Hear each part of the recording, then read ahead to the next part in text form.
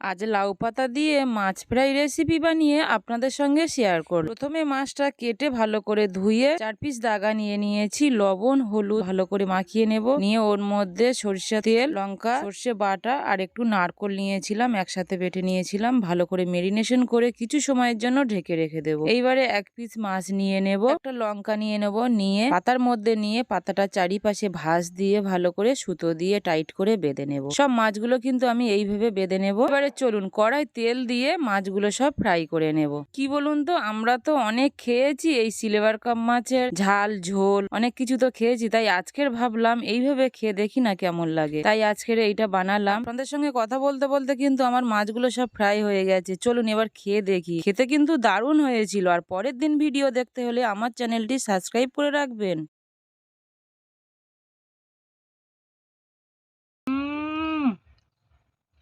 অসাধারণ।